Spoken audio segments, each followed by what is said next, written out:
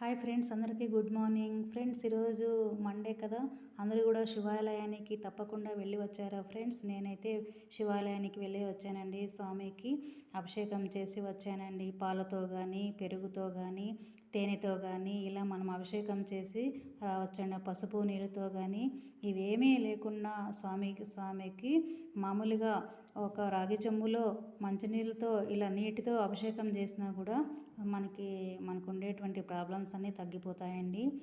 సోమవారం పొద్దున్నే కానీ లేకుంటే సాయంకాలం టైంలో కానీ మీకు ఎప్పుడు వీలు కుదిరితే అప్పుడు వెళ్ళి అందరూ కూడా ఇలా స్వామికి అభిషేకం చేసుకొని రండి. మనకి ఎన్నో బాధలు, ఏమన్నా శని బాధలు అలా మనకు ప్రాబ్లమ్స్ ఉన్నాయనుకోండి, ఆ ప్రాబ్లమ్స్ అన్నీ మనకు తీరిపోతాయన్నమాట.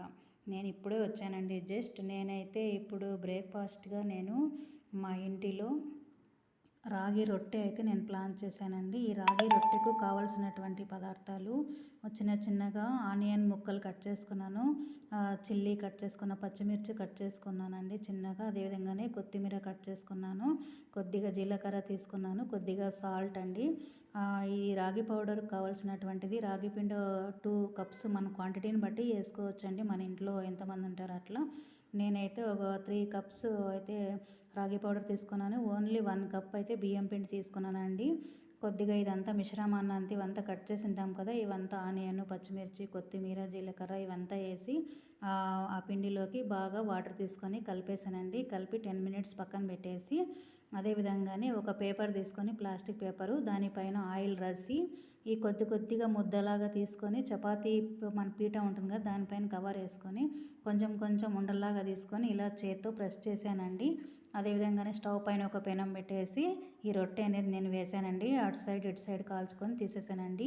ఇది కాల్చేటప్పుడు వచ్చేటువంటి స్మెల్ చాలా బాగుంటుందండి. ఈ విధంగా బ్రేక్ఫాస్ట్గా మీరు రొట్టె అనేది ప్లాన్ చేస్తే మార్నింగ్ చాలా బాగుంటుంది ఫ్రెండ్స్. అదేవిధంగానే దీనికి సైడ్గా నేనైతే అమరంతాస్ గ్రీన్ అంటే తోటకూర అంటారు కదండి, తోటకూర అయితే నేను పల్యం చేశాను ఈరోజు.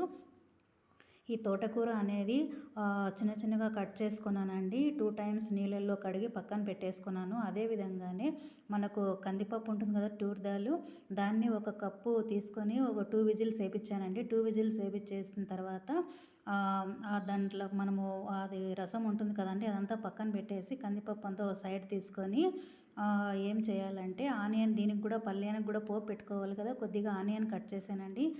చిన్నగా పచ్చిమిర్చి కట్ చేశాను, కరివేపాకు తీసుకున్నాను, పోపు దినుసులు అండి. మనము కొద్దిగా ఒక 1 టీ స్పూన్ అంతా ఆయిల్ వేసేసి పోపు దినుసులు వేసేసి ఈ ఆకుకూర అంతా మనము ఏం చేయాలంటే 2 విజిల్స్ పెట్టి మనము కందిపప్పు పక్కన పెట్టేసింటాము.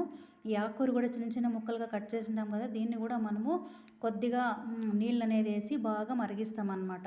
ఇందులో వేసి బాగా గ్రీన్ కలర్గా అంతా అవుతుందన్నమాట. బాగా ఆకుకూర అంతా ఉడుకుతుంది. ఉడికిన తర్వాత ఇది కూడా ఇలా వంపుకొనేసి చేత్తో ప్రెస్ చేసి పక్కన పెట్టుకోవాలి. పక్కన పెట్టుకున్న తర్వాత మనం ఇలా పోపు వేసుకొనేసి ఆనియన్, పచ్చిమిర్చి ఇవన్నీ వేస్తాం కదా, వేసిన తర్వాత ఈ ఆకుకూరను అంతా కూడా ప్రెస్ చేసి పెట్టుకుంటాం కదా, నీళ్ళన్నీ పోయి ఉంటాయి అందులోన.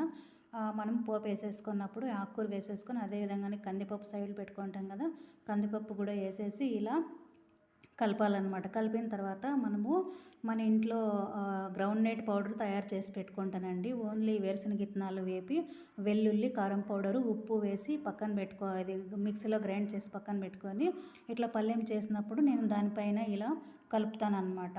మనము ఇట్లా రొట్టె ప్లాన్ చేసినప్పుడు ఇందులోకి ఇది తీసుకొని తింటే చాలా సూపర్గా ఉంటుంది. అదేవిధంగానే దీన్ని ఉత్తుదే ఫ్రై ఇలా తిన్నా కూడా మనకు చాలా మంచిదండి. రక్తం అనేది మనకు ఈ ఆకుకూర తినడం వల్ల రక్తం అనేది పడుతుంది మనకు. ఫ్రెండ్స్, డే బై డే ఇలా ఆకుకూర పల్లెం